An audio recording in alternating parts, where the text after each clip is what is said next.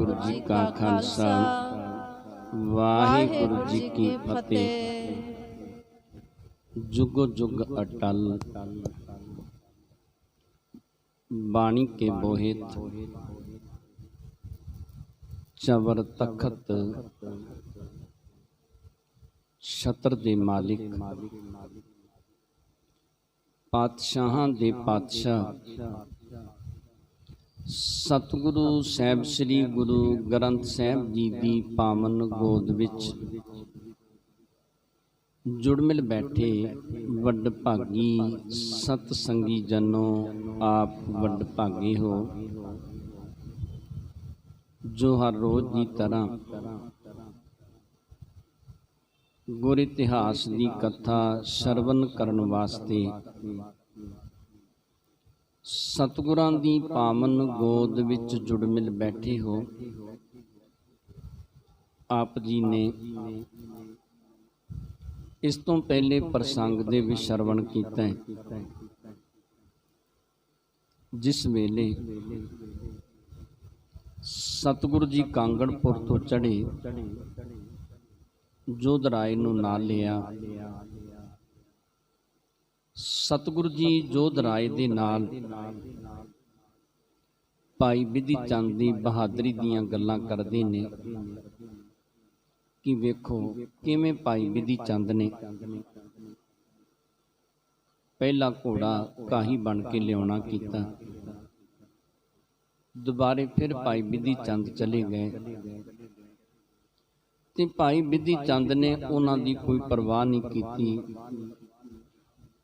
दोबारे फिर रमलीए का रूप धारण कर लिया, गणक का रूप धारण कर लिया, हिंदुस्तानी बन के ते फिर बादशाह दे कोल पहुंच गए। ते सतगुरु जी कहन लगे कि भाई बिधि चंद ने किसी तरह का लालच नहीं किया।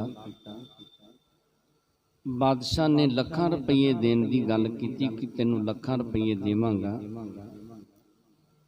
जे तू घोड़े दे चोर बारे दसना करेगा। अखीर नूं दस भी दिता कि किसी तरह का लालच नहीं किया, सिक्खी नूं निभाउणा कीता भाई बिधि चंद ने। इस तरह के बचन विलास करदियां तलाब के नज़दीक पहुँचते ने। जोधराए कहन लग्या कि सतगुरु जी अगे कई बारी इस तलाब के नज़दीक आए, सोचते सी कि किते जंग करन की जरूरत पई ना ते इत्थे आके जंग करना करांगे। अज साडे मन की जिहड़ी इच्छा वो पूरी होगी। सतगुरु साहिब श्री गुरु हरगोबिंद पातशाह ने फिर इत्थे डेरा कीता। एक पासे जोधराए ने डेरा करना कीता।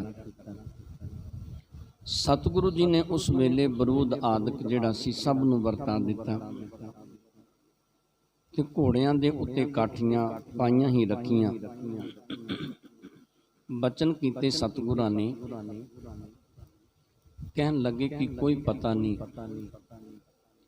कदों ये तुरकानी फौजां ने आ जाना, तुसीं सुचेत रहना करो। इधर लाहौर दे विच जिस वेले भाई बिधि चंद घोड़ा लेके आए ना, दस दिता भाई बिधि चंद ने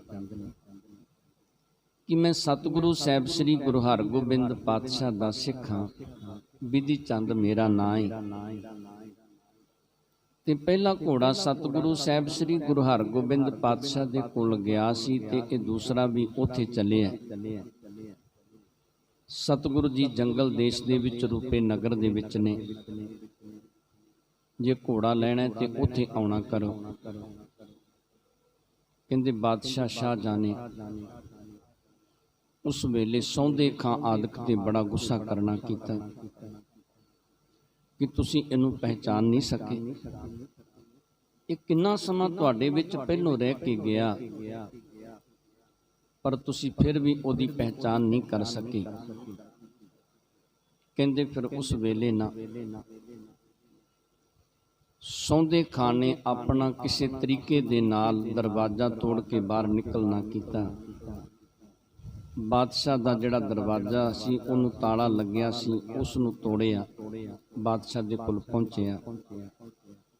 ਬਾਦਸ਼ਾਹ ਨੇ ਉਸ ਵੇਲੇ ਇਹਨੂੰ ਗੁੱਸੇ ਦੇ ਵਿੱਚ ਆ ਕੇ ਇਹ ਵੀ ਕਹਿਣਾ ਕੀਤਾ ਕਿ ਛੇਤੀ ਸਭ ਨੂੰ ਬਾਹਰ ਕੱਢਣਾ ਕਰ। ਉਸ ਵੇਲੇ ਸੌਂਦੇ ਖਾਂ ਕਹਿਣ ਲੱਗਿਆ ਕਿ ਹੁਣ ਕੁਛ ਨਹੀਂ ਹੋ ਸਕਦਾ। ਉਹ ਘੋੜਾ ਲੈ ਕੇ ਕਾਫੀ ਦੂਰ ਚਲਿਆ ਗਿਆ ਹੋਵੇਗਾ। ਕਹਿੰਦੇ ਜਿੰਨੇ ਤਾਲੇ ਸਨ ਉਹ ਸਾਰੇ ਤੜਵਾਏ ਗਏ। ਸਭ ਇਕੱਠੇ ਹੋ ਕੇ ਬਾਦਸ਼ਾਹ ਸ਼ਾਹਜਹਾਂ ਦੇ ਕੋਲ ਆਉਂਦੇ ਨੇ। ਜਿਸ ਤਰ੍ਹਾਂ ਸਵੇਰੇ ਵੇਲੇ ਬਾਦਸ਼ਾਹ ਸ਼ਾਹਜਹਾਂ ਕਚਹਿਰੀ ਲਾਉਂਦਾ ਹੈ ਤੇ ਕਚਹਿਰੀ ਦੇ ਵਿੱਚ ਪਾਣ ਦਾ ਬੀੜਾ ਰੱਖਦੇ ਨੇ ਤੇ ਜਿਵੇਂ ਲੱਲਾ ਬੇਗ, ਕਾਬਲੀ ਬੇਗ ਆਦਿਕ ਜਿਹੜੇ ਨੇ ਇਹ ਜੰਗ ਕਰਨ ਵਾਸਤੇ ਸਤਿਗੁਰੂ ਜੀ ਦੇ ਨਾਲ ਤਿਆਰ ਹੁੰਦੇ ਨੇ। ਸੋ ਪਾਵਨ ਜਸ ਸਰਵਨ ਕਰਨ ਵਾਸਤੇ ਆਪਣੀਆਂ ਮਨ ਬਿਰਤੀਆਂ ਨੂੰ ਇਕਾਗਰ ਕਰਦੇ ਆ, ਸਤਿਗੁਰਾਂ ਦੇ ਚਰਨਾਂ ਦੇ ਨਾਲ ਜੁੜਦੇ ਆ। ਉਚਾਰਨ ਕਰੋ ਸਤਨਾਮ ਸ੍ਰੀ ਵਾਹਿਗੁਰੂ ਸਾਹਿਬ ਜੀ। ਸਤਨਾਮ ਸ੍ਰੀ ਵਾਹਿਗੁਰੂ ਸਾਹਿਬ ਜੀ। चौपाई अब के लश्कर लेकर पारा, गाहों के मारो बनो सुखारा। ते उस वेले बादशाह शाहजहां कहन लग्या कि इस वारी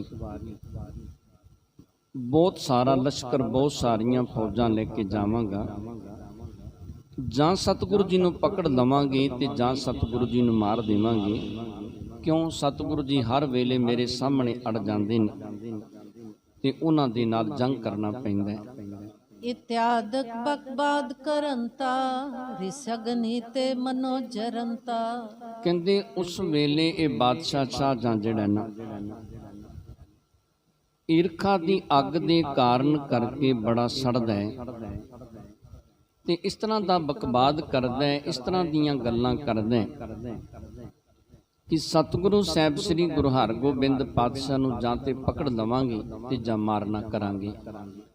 सब लोकन को कयो सिधावो, प्रात होत तैयारी करवावो। ते बादशाह शाहजहां जिन्ने भी लोग आए सन ना बादशाह दे नज़दीक रात वेले सब नूं कहन लग्या कि जाओ अपने अपने थावां ते सवेर हुंदे तैयारी करो। सवेर हुंदे फौजां जड़ियां ने उन्हां नूं भेजना करांगे। एम सुन गमने सब निज धामो, परे सुपत हुआ की न आरामो। ते सब अपने अपने घरां दे विच चले गए। सब ने सुख दे नाल सौं के रात बतीत करनी कीती। भई प्रभात शार जागा, पलक बिलोचन कहने लागा।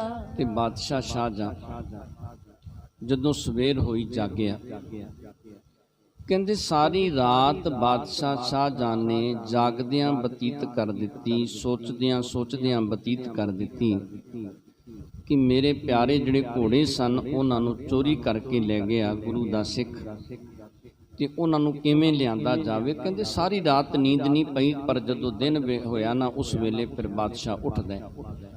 नित नवीन सो पालन जामा, पहरत सुख मत अभिरामा।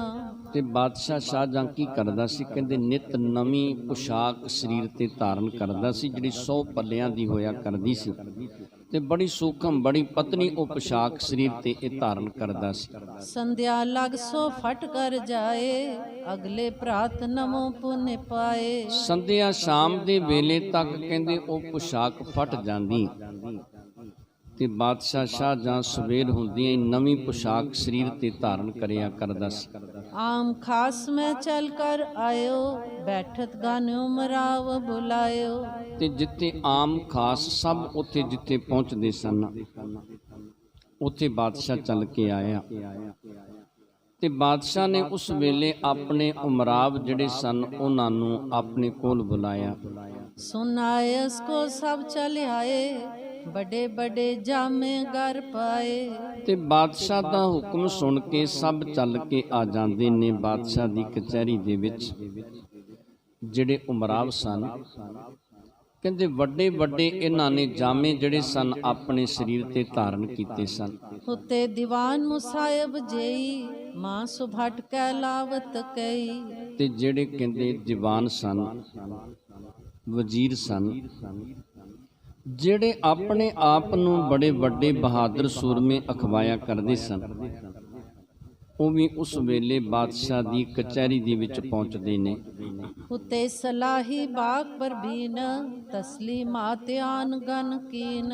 ਤੇ ਜਿਹੜੇ ਬਾਦਸ਼ਾਹ ਦੇ ਸਲਾਹੀ ਸਨ, ਨਜ਼ਦੀਕੀ ਸਨ, ਹਰ ਵੇਲੇ ਬਾਦਸ਼ਾਹ ਜਿਨ੍ਹਾਂ ਤੋਂ ਸਲਾਹ ਲਿਆ ਕਰਦਾ ਸੀ, ਉਹ ਬਾਦਸ਼ਾਹ ਦੀ ਕਚਹਿਰੀ ਦੇ ਵਿੱਚ ਆਏ ਤੇ ਉਹਨਾਂ ਨੇ ਬਾਦਸ਼ਾਹ ਦੀ ਕਚਹਿਰੀ ਦੇ ਵਿੱਚ ਆ ਕੇ ਤਸਲੀਮਾਤ ਕਹਿੰਦੇ ਨਮਸਕਾਰ ਕੀਤੀ ਹੈ।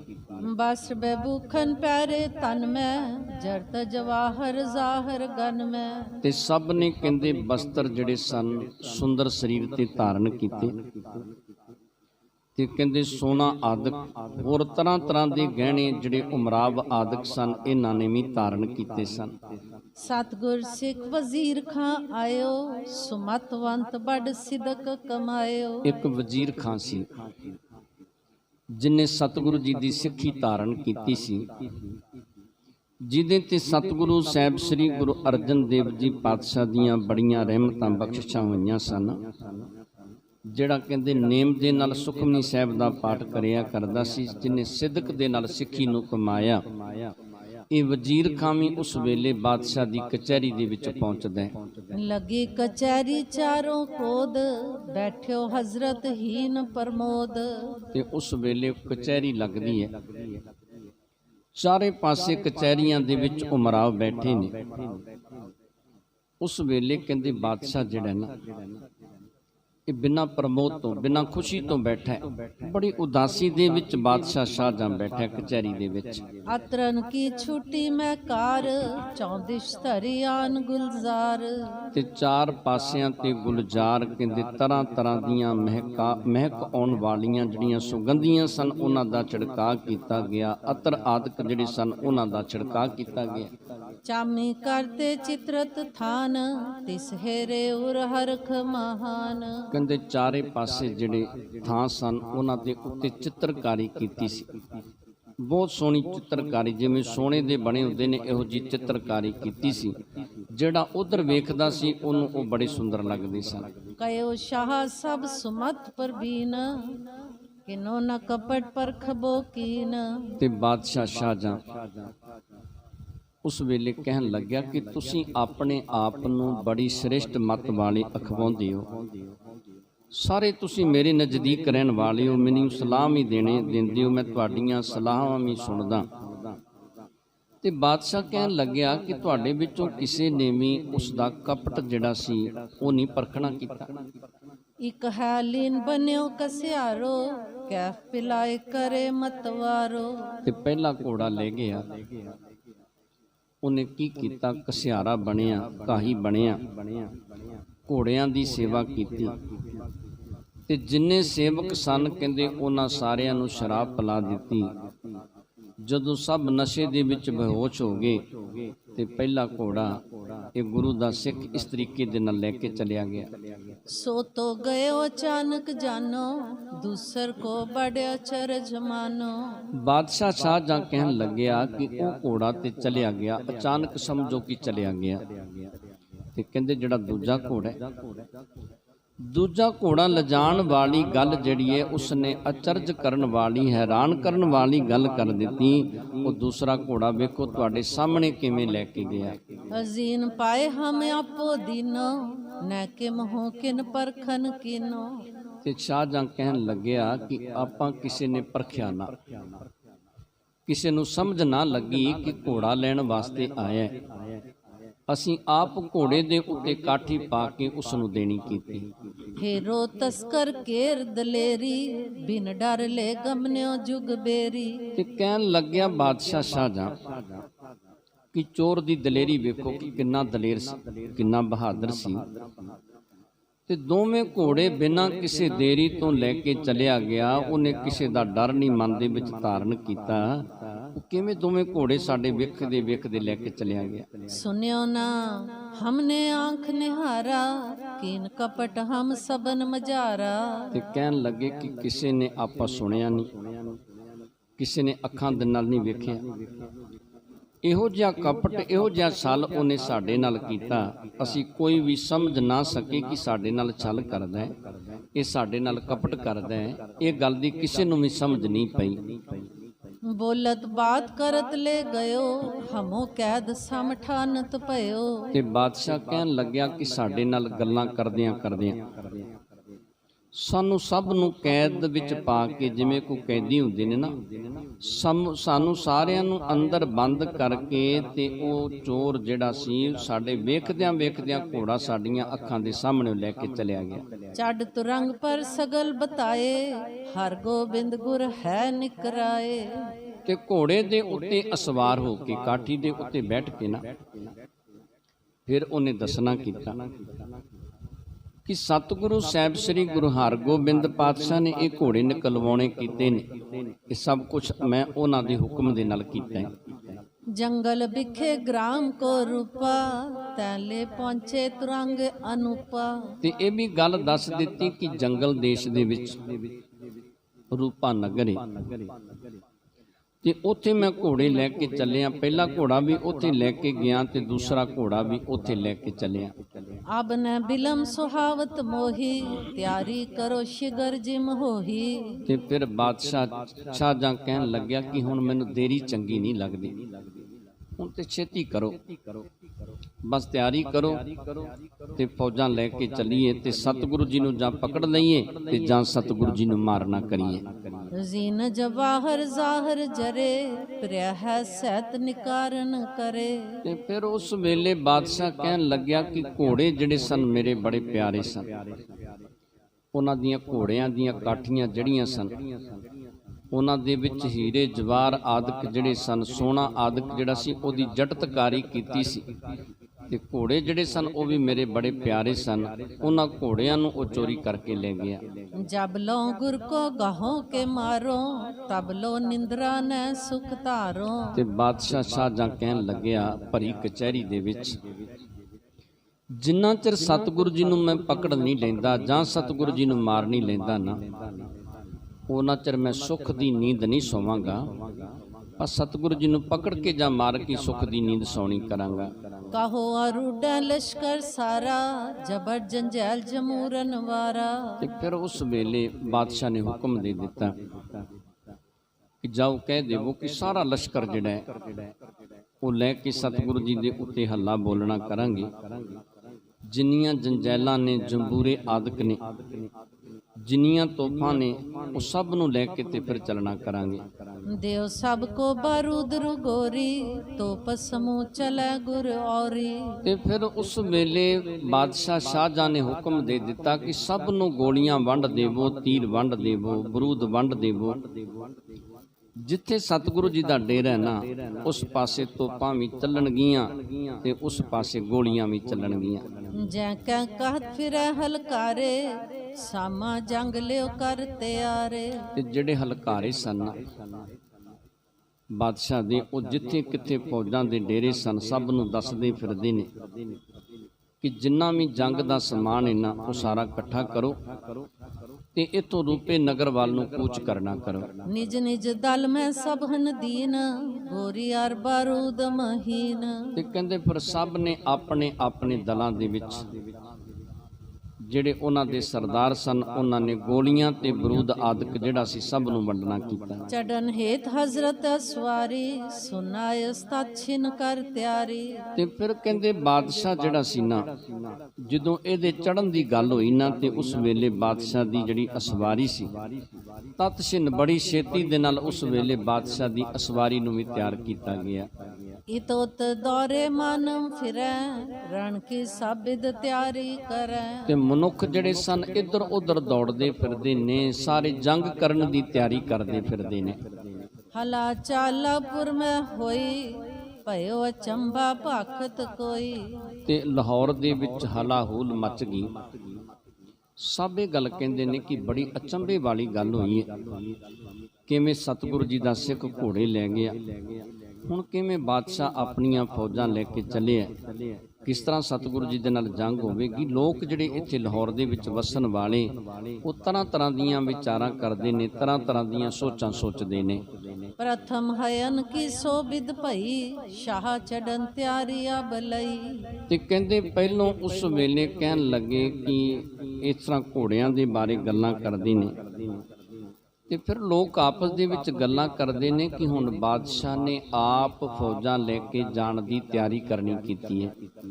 ਨੈ ਸੁਧ ਕਿਸਕੋ ਕਿਆ ਹੋਏ ਜਾਏ, ਦੋ ਦਿਸ਼ ਫੇਰ ਪਰ ਸਮੁਦਾਏ। ਤੇ ਫਿਰ ਉਸ ਵੇਲੇ ਲੋਕ ਵਿਚਾਰਦੇ ਨੇ ਕਿ ਹੁਣ ਪਤਾ ਨਹੀਂ ਕੀ ਬਣੇਗਾ। ਦੋਨਾਂ ਦਿਸ਼ਾਵਾਂ ਤੋਂ ਬੜਾ ਵੱਡਾ ਪੇੜ ਹੋਵੇਗਾ। ਫੌਜਾਂ ਜਿਹੜੀਆਂ ਨੇ ਦੋਨਾਂ ਦਿਸ਼ਾਵਾਂ ਤੋਂ ਬੜੀ ਬਹਾਦਰੀ ਦੇ ਨਾਲ ਜੰਗ ਲੜਨਾ ਕਰਨਗੀਆਂ। ਉਤ ਸ਼੍ਰੀ ਨਾਨਕ ਕੋ ਘਰ ਭਾਰੀ, ਜਿਨ ਕੀ ਅਜ਼ਮਤ ਕੇ ਨਾ ਸਹਾਰੀ। ਤੇ ਫਿਰ ਉਸ ਵੇਲੇ ਲੋਕ ਲਾਹੌਰ ਦੇ ਵਿੱਚ ਵਸਣ ਵਾਲੇ ਆਪਸ ਦੇ ਵਿੱਚ ਵਿਚਾਰਾਂ ਕਰਦੇ ਨੇ ਕਿ ਉਧਰ ਸਤਿਗੁਰੂ ਸਾਹਿਬ ਸ੍ਰੀ ਗੁਰੂ ਨਾਨਕ ਦੇਵ ਜੀ ਪਾਤਸ਼ਾਹ ਦਾ ਘਰ ਹੈ, ਜੋ ਕਰਾਮਾਤਾਂ ਦੇ ਵਿੱਚ ਪੂਰਾ ਹੈ, ਅਜ਼ਮਤ ਦੇ ਵਿੱਚ ਪੂਰਾ ਹੈ, ਜਿਨ੍ਹਾਂ ਦੀ ਅਜ਼ਮਤ ਦੇ ਅੱਗੇ ਕੋਈ ਰੁਕ ਨਹੀਂ ਸਕਿਆ, ਜਿਨ੍ਹਾਂ ਦੀ ਅਜ਼ਮਤ ਦੇ ਅੱਗੇ ਕੋਈ ਠਹਿਰ ਨਹੀਂ ਸਕਿਆ। ਸਤਿਗੁਰੂ ਸਾਹਿਬ ਸ੍ਰੀ ਗੁਰੂ ਨਾਨਕ ਦੇਵ ਜੀ ਪਾਤਸ਼ਾਹ ਦਾ ਉਧਰ ਘਰ ਹੈ।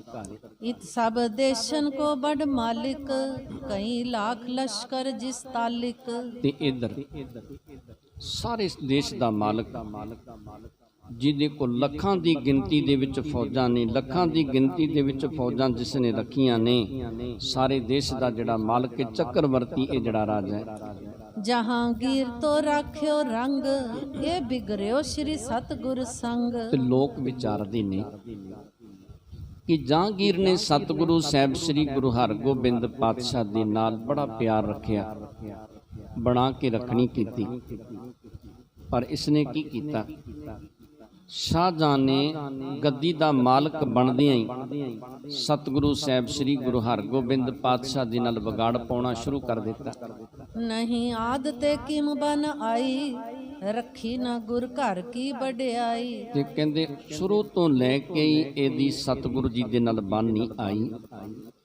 ਇਹਨੇ ਗੁਰੂ ਘਰ ਦੀ ਵਡਿਆਈ ਨੂੰ ਨਹੀਂ ਸਮਝਿਆ, ਗੁਰੂ ਘਰ ਨੂੰ ਇਹਨੇ ਕਰਾਮਾਤੀ ਨਹੀਂ ਸਮਝਿਆ। ਸਤਿਗੁਰੂ ਸਾਹਿਬ ਸ੍ਰੀ ਗੁਰੂ ਨਾਨਕ ਦੇਵ ਜੀ ਪਾਤਸ਼ਾਹ ਦੇ ਘਰ ਦੇ ਸਾਹਮਣੇ ਇਹ ਜਿਹੜਾ ਬਾਦਸ਼ਾਹ ਸ਼ਾਹਜਹਾਂ ਇਹ ਨਿਵਿਆ ਨਹੀਂ। ਛੀਨ ਲੀਨ ਹੈ ਪੂਰਬ ਸ਼ਾਹੋ, ਤਬ ਤੇ ਭਾਵ ਵਿਰੋਧ ਇਨ ਮਾਹੋ। ਤੇ ਫਿਰ ਉਸ ਵੇਲੇ ਜਿਹੜੇ ਲਾਹੌਰ ਦੇ ਵਿੱਚ ਵਸਣ ਵਾਲੇ ਲੋਕ ਨੇ ਗੱਲਾਂ ਕਰਦੇ ਨੇ ਕਿ ਪਹਿਲੋਂ ਇਹਨੇ ਬਾਦਸ਼ਾਹ ਨੇ ਵਧੀਕੀ ਕੀਤੀ।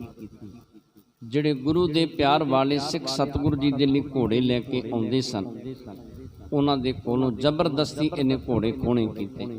ਸ਼੍ਰੀ ਹਰਗੋਬਿੰਦ ਚਾਰ ਛਬੀਲਾ, ਪੀਰ ਮੀਰ ਬੜ ਵੀਰ ਹਠੀਲਾ। ਤੇ ਫਿਰ ਵਿਚਾਰਦੇ ਨੇ ਕਿ ਸਤਿਗੁਰੂ ਸਾਹਿਬ ਸ੍ਰੀ ਗੁਰੂ ਹਰਗੋਬਿੰਦ ਪਾਤਸ਼ਾਹ ਬੜੇ ਬਹਾਦਰ ਨੇ, ਸਤਿਗੁਰੂ ਜੀ ਮੀਰੀ ਤੇ ਪੀਰੀ ਦੇ ਮਾਲਕ ਨੇ, ਸਤਿਗੁਰੂ ਜੀ ਕਿਸੇ ਤੋਂ ਡਰਦੇ ਨਹੀਂ, ਉਹਨਾਂ ਦੇ ਅੰਦਰ ਕਿਸੇ ਵੀ ਰਾਜੇ ਮਹਾਰਾਜੇ ਦਾ ਕਿਸੇ ਤਰ੍ਹਾਂ ਦਾ ਭੈ ਨਹੀਂ। ਬਾਜਰ ਬਾਜੀ ਲੀਨ ਸੋਚੀਨ, ਨਿਜ ਤੁਰੰਗ ਕੇ ਪਲਟਾ ਕੀਨ।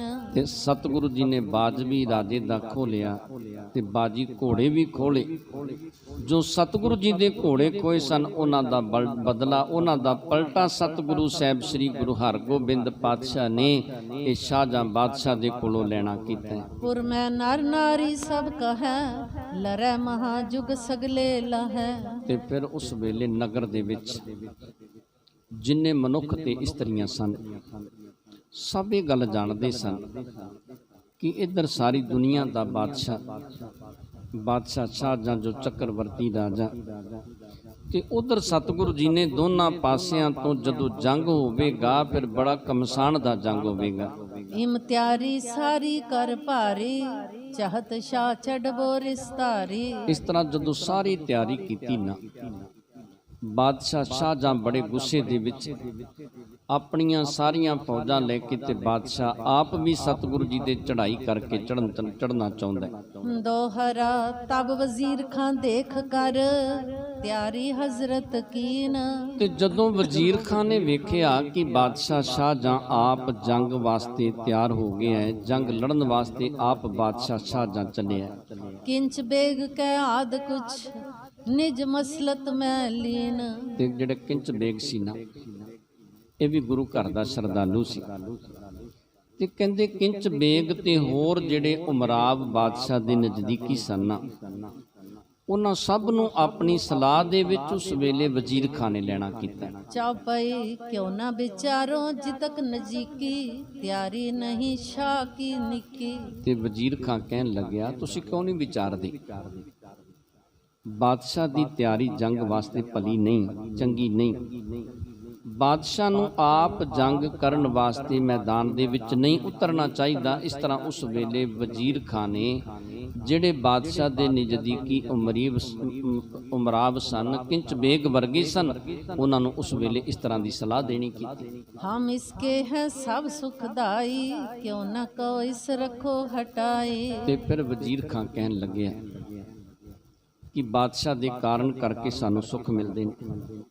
ਅਸੀਂ ਚਾਹੁੰਦੇ ਹਾਂ ਕਿ ਬਾਦਸ਼ਾਹ ਨੂੰ ਕਿਸੇ ਤਰ੍ਹਾਂ ਦਾ ਦੁੱਖ ਨਾ ਹੋਵੇ, ਬਾਦਸ਼ਾਹ ਦੇ ਉੱਤੇ ਕਿਸੇ ਤਰ੍ਹਾਂ ਦੀ ਮੁਸੀਬਤ ਨਾ ਆਵੇ।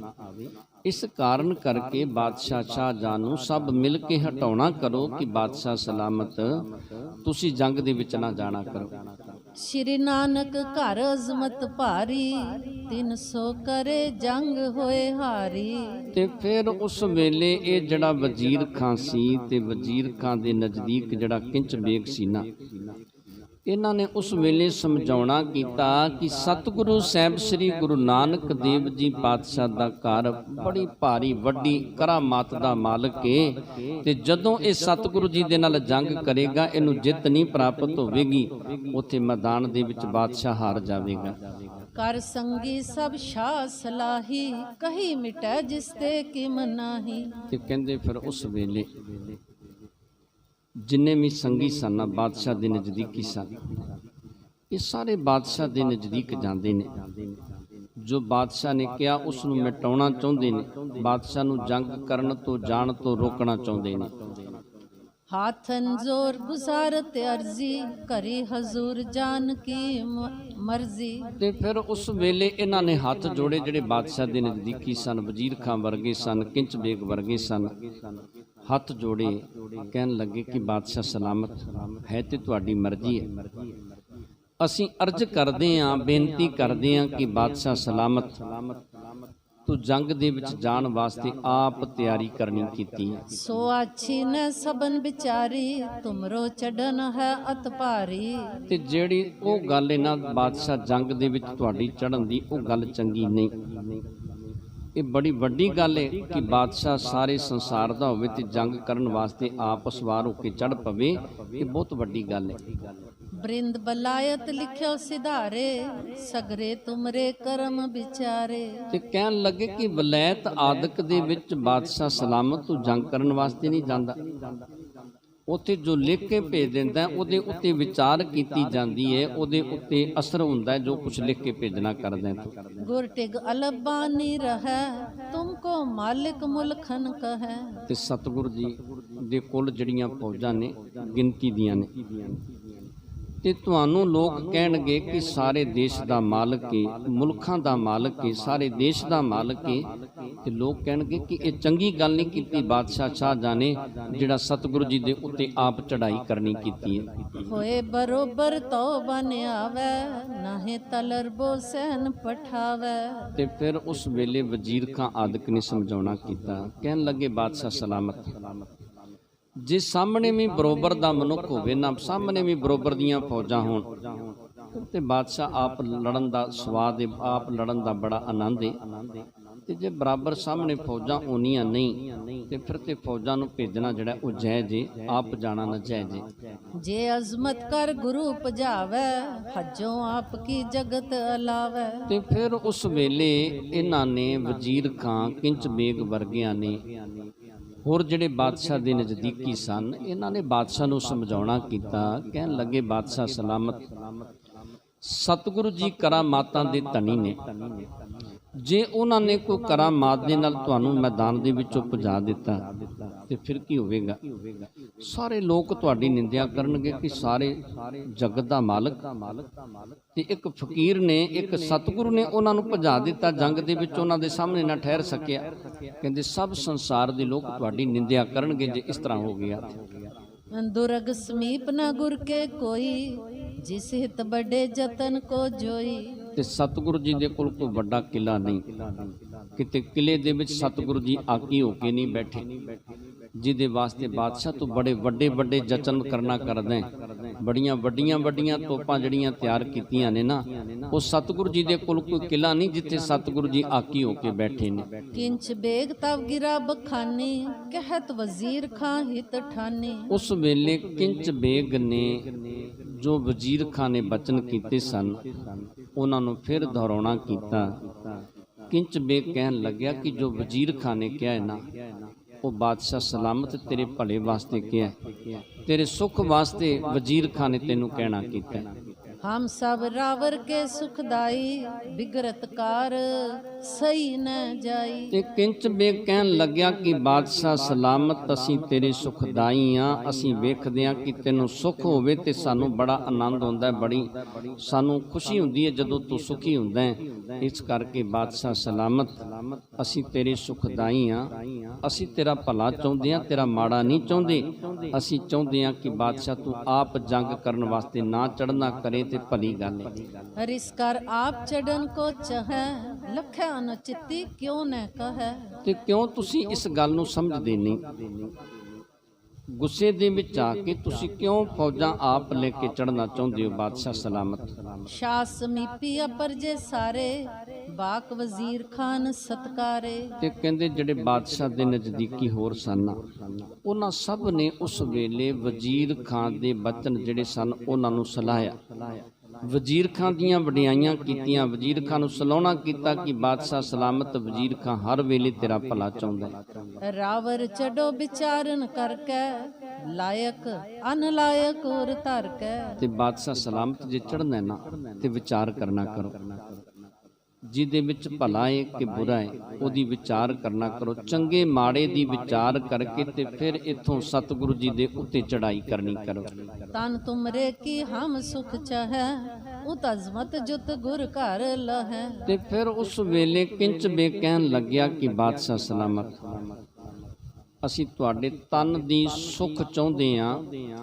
ਉਧਰ ਸਤਿਗੁਰੂ ਸਾਹਿਬ ਸ੍ਰੀ ਗੁਰੂ ਨਾਨਕ ਦੇਵ ਜੀ ਪਾਤਸ਼ਾਹ ਦਾ ਘਰ ਹੈ ਜੋ ਬੜਾ ਕਰਾਮਾਤੀ ਹੈ, ਜਿਨ੍ਹਾਂ ਦੇ ਅੱਗੇ ਟਿਕਣਾ ਬੜਾ ਮੁਸ਼ਕਲ ਹੈ। ਇਸ ਕਾਰਨ ਕਰਕੇ ਅਸੀਂ ਬਾਦਸ਼ਾਹ ਤੇਰੀ ਸਲਾਮਤੀ ਚਾਹੁੰਦੇ ਹਾਂ, ਇਸ ਕਾਰਨ ਕਰਕੇ ਤੇਰੇ ਚਰਨਾਂ ਦੇ ਵਿੱਚ ਅਸੀਂ ਬੇਨਤੀਆਂ ਕਰਦੇ ਹਾਂ। बाक वजीर खान पुन कयो, लश्कर पठो जितक चित चयो। ਤੇ ਵਜ਼ੀਰ ਖਾਨ ਨੇ ਕਹਿਣਾ ਕੀਤਾ, ਕਹਿਣ ਲੱਗਿਆ ਬਾਦਸ਼ਾਹ ਸਲਾਮਤ ਜਿੰਨਾ ਚਾਹੁੰਦੇ ਹੋ ਨਾ ਲਸ਼ਕਰ, ਜਿੰਨੀਆਂ ਫੌਜਾਂ ਚਾਹੁੰਦੇ ਹੋ ਉਹ ਸਤਿਗੁਰੂ ਜੀ ਦੇ ਉੱਤੇ ਭੇਜਣੀਆਂ ਕਰੋ। बहुत तोपन को नहीं पठावो, थोड़ी पठो संग भट लावो। ਤੇ ਕਹਿਣਾ ਕੀਤਾ ਕਿ ਬਹੁਤੀਆਂ ਫੌਜ ਜਿਹੜੀਆਂ ਤੋਪਾਂ ਨੇ ਨਾ ਉਹ ਭੇਜਣ ਦੀ ਜ਼ਰੂਰਤ ਨਹੀਂ, ਉਨੀਆਂ ਕੋ ਤੋਪਾਂ ਭੇਜਣੀਆਂ ਕਰੋ ਜਿੰਨੀਆਂ ਕੋ ਤੋਪਾਂ ਭੇਜਣ ਦੀ ਜ਼ਰੂਰਤ ਹੈ। ਤੇ ਸੂਰਮੇ ਜਿਹੜੇ ਨੇ ਉਹ ਨਾਲ ਜਿਹੜੇ ਨੇ ਉਹ ਭੇਜਣਾ ਕਰੋ। नंगी तेग रखावो बीरा, आन उठावे जो बर बीरा। ਤੇ ਫਿਰ ਵਜ਼ੀਰ ਖਾਨ ਨੇ ਸਲਾਹ ਦਿੱਤੀ, ਜਦੋਂ ਵੀ ਬਾਦਸ਼ਾਹ ਨੇ ਕਿਤੇ ਜੰਗ ਵਾਸਤੇ ਕਿਸੇ ਨੂੰ ਭੇਜਣਾ ਹੁੰਦਾ ਸੀ ਨਾ ਤੇ ਸਭਾ ਲਗਾ ਕੇ ਤੇ ਸਭਾ ਦੇ ਵਿੱਚ ਇੱਕ ਨੰਗੀ ਤਲਵਾਰ ਤੇ ਇੱਕ ਪਾਨ ਦਾ ਬੀੜਾ ਰੱਖਿਆ ਜਾਂਦਾ ਸੀ। ਜਿਹੜਾ ਚੁੱਕ ਲੈਂਦਾ ਸੀ ਉਹਨੂੰ ਫਿਰ ਬਖਸ਼ਿਸ਼ ਦਿੱਤੀ ਜਾਂਦੀ ਸੀ ਤੇ ਉਹ ਜਾ ਕੇ ਜੰਗ ਦੇ ਵਿੱਚ ਜੰਗ ਜਿੱਤਿਆ ਕਰਦਾ ਸੀ ਜਾਂ ਹਾਰਿਆ ਕਰਦਾ ਸੀ, ਜੰਗ ਦੇ ਵਿੱਚ ਉਹ ਜਾਇਆ ਕਰਦਾ ਸੀ। ਤੇ ਵਜ਼ੀਰ ਖਾਨ ਨੇ ਉਸ ਵੇਲੇ ਸਲਾਹ ਦਿੱਤੀ, ਕਹਿਣ ਲੱਗੇ ਕਿ ਇੱਕ ਨੰਗੀ ਤਲਵਾਰ ਇੱਕ ਪਾਨ ਦਾ ਬੀੜਾ ਰੱਖਣਾ ਕਰੋ, ਵੇਖੋ ਕਿ ਇਹ ਪਾਨ ਦਾ ਬੀੜਾ ਤੇ ਨੰਗੀ ਤਲਵਾਰ ਕੌਣ ਚੁੱਕਣੀ ਕਰਦਾ ਹੈ। सो चढ़ जाए गुरु के ऊपर, लरै मरै कट कर रण भू पर। ਤੇ ਜਿਹੜਾ ਨੰਗੀ ਤਲਵਾਰ ਤੇ ਪਾਨ ਦਾ ਬੀੜਾ ਚੁੱਕੇਗਾ ਉਹ ਸਤਿਗੁਰੂ ਜੀ ਦੇ ਉੱਤੇ ਫੌਜਾਂ ਲੈ ਕੇ ਜਾਵੇਗਾ, ਉਹ ਸਤਿਗੁਰੂ ਜੀ ਦੇ ਸਨਮੁਖ ਲੜੇਗਾ ਜਾਂ ਕਟਿਆ ਜਾਵੇਗਾ ਜਾਂ ਸਤਿਗੁਰੂ ਜੀ ਨੂੰ ਮਾਰਨਾ ਕਰੇਗਾ। पीछे लखो करो जिम लायक, तुम हो सर्व जगत के नायक। ਤੇ ਬਾਦਸ਼ਾਹ ਸਲਾਮਤ ਬਾਕੀ ਤੁਹਾਡੀ ਮਰਜ਼ੀ ਹੈ, ਜੋ ਤੁਸੀਂ ਚਾਹੁੰਦੇ ਹੋ ਉਹ ਕਰਨਾ ਚਾਹੁੰਦੇ ਹੋ ਉਹ ਕਰਨਾ ਕਰੋ, ਤੁਸੀਂ ਸਭ ਦੇ ਮਾਲਕ ਹੋ। ਇਸ ਕਾਰਨ ਕਰਕੇ ਜੋ ਮੇਰੀ ਸਲਾਹ ਸੀ ਬਾਦਸ਼ਾਹ ਮੈਂ ਉਹ ਤੁਹਾਨੂੰ ਦੇਣੀ ਕੀਤੀ ਹੈ। शाहजहां सुन कर इन बानी, अच्छी जान लीन मन मानी। ਤੇ ਬਾਦਸ਼ਾਹ ਸ਼ਾਹਜਹਾਨ ਨੇ ਇਹਨਾਂ ਦੇ ਜਦੋਂ ਬਚਨ ਸੁਣੇ ਨਾ ਵਜ਼ੀਰ ਖਾਨ ਦੇ ਕਿੰਚ ਬੇਗ ਦੇ, ਇਹ ਗੱਲ ਭਲੀ ਸੀ, ਚੰਗੀ ਸੀ, ਤੇ ਉਸ ਵੇਲੇ ਫਿਰ ਬਾਦਸ਼ਾਹ ਨੇ ਮੰਨਣੀ ਕੀਤੀ। ਸੈਨਾਪਤ ਉਮਰਾਵ ਬੁਲਾਏ, ਪਹੁੰਚੇ ਸੁਨਤ ਹੁਕਮ ਸਮੁਦਾਏ। ਫੌਜਾਂ ਦੇ ਜਿੰਨੇ ਉਮਰਾਵ ਸਨ, ਮਾਲਕ ਸਨ, ਉਹਨਾਂ ਨੂੰ ਬੁਲਾਇਆ। ਭਰੀ ਕਚਹਿਰੀ ਦੇ ਵਿੱਚ ਇਹ ਉਸ ਵੇਲੇ ਜਿਹੜੇ ਉਮਰਾਵ ਸਨ ਚੱਲ ਕੇ ਬਾਦਸ਼ਾਹ ਦੀ ਹਜ਼ੂਰੀ ਦੇ ਵਿੱਚ ਪਹੁੰਚਦੇ ਨੇ। ਸਭਾ ਵਿਸਾਲ ਗਈ ਭਰ ਸਾਰੀ, ਗਨ ਉਮਰਾਵ ਬੜੇ ਹੰਕਾਰੀ। ਤੇ ਜਿਹੜੇ ਉਮਰਾਵ ਸਨ ਬੜੇ ਵੱਡੇ ਸਨ, ਬੜੇ ਹੰਕਾਰੀ ਸਨ। ਕਈ ਵਾਰੀ ਇਹਨਾਂ ਨੇ ਜੰਗ ਲੜੇ ਸਨ ਤੇ ਕਈ ਵਾਰੀ ਜੰਗਾਂ ਦੇ ਵਿੱਚ ਇਹਨਾਂ ਨੇ ਜਿੱਤਾਂ ਪ੍ਰਾਪਤ ਕੀਤੀਆਂ ਸਨ। ਬਾਦਸ਼ਾਹ ਦੀ ਸਭਾ ਭਰ ਜਾਂਦੀ ਹੈ ਉਹਨਾਂ ਉਮਰਾਵਾਂ ਦੇ ਨਾਲ ਜਿਹੜੇ ਬੜੇ ਬਹਾਦਰ ਸਨ ਤੇ ਬੜੇ ਹੰਕਾਰੀ ਸਨ।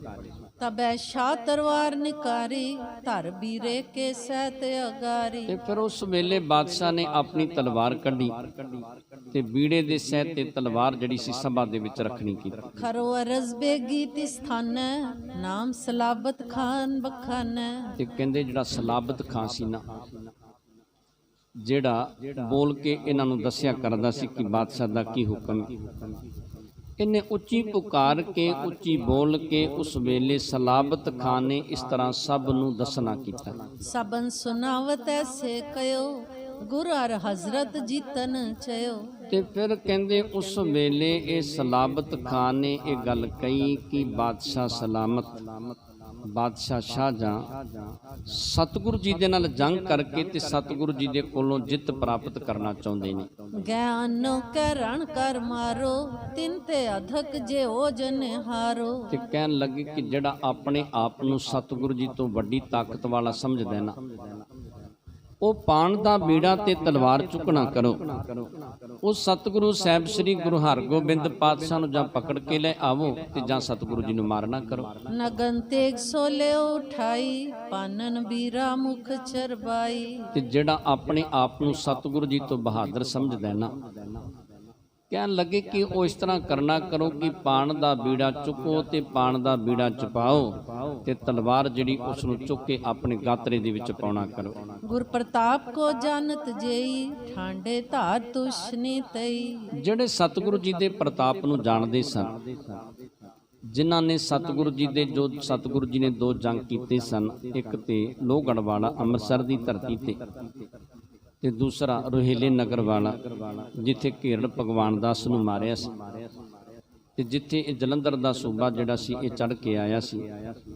ਜਿਨ੍ਹਾਂ ਨੇ ਇਹਨਾਂ ਜੰਗਾਂ ਦੇ ਬਾਰੇ ਸੁਣਿਆ ਸੀ ਜਾਂ ਜਿਹੜੇ ਸੂਰਮੇ ਇਹਨਾਂ ਜੰਗਾਂ ਦੇ ਵਿੱਚ ਸ਼ਾਮਲ ਸਨ, ਕਹਿੰਦੇ ਸਭ ਚੁੱਪ ਕਰਕੇ ਖਲੋਤੇ ਰਹੇ। ਉਹਨਾਂ ਦੇ ਵਿੱਚੋਂ ਕਿਸੇ ਦੀ ਹਿੰਮਤ ਨਹੀਂ ਪਈ ਕਿ ਪਾਣ ਦਾ ਬੀੜਾ ਚੁੱਕ ਲਈਏ ਜਾਂ ਤਲਵਾਰ ਚੁੱਕ ਲਈਏ ਜਾਂ ਸਤਿਗੁਰੂ ਜੀ ਦੇ ਨਾਲ ਜੰਗ ਲੜਨ ਵਾਸਤੇ ਚਲੇ ਜਾਈਏ। ਪ੍ਰਥਮ ਜੁਦ ਮੈਂ ਬਲ ਧਰ ਮਾਰੇ, ਜਿਨੋ ਸੁਨਿਓ ਸੋ ਨਹਿਨ ਉਠਾਰੇ। ਕਹਿੰਦੇ ਜਿਨ੍ਹਾਂ ਨੇ ਸੁਣਿਆ ਸੀ ਨਾ, ਸਤਿਗੁਰੂ ਜੀ ਨੇ ਬੜੇ ਬਲ ਦੇ ਨਾਲ, ਬੜੀ ਤਾਕਤ ਦੇ ਨਾਲ ਬਹੁਤ ਸਾਰੇ ਸੂਰਮੇ ਜੰਗ ਦੇ ਵਿੱਚ ਮਾਰ ਦਿੱਤੇ, ਖਤਮ ਕਰ ਦਿੱਤੇ। ਕਹਿੰਦੇ ਉਹਨਾਂ ਨੇ ਤੇ ਬਾਦਸ਼ਾਹ ਵੱਲ ਵੀ ਨਹੀਂ ਵੇਖਣਾ ਕੀਤਾ।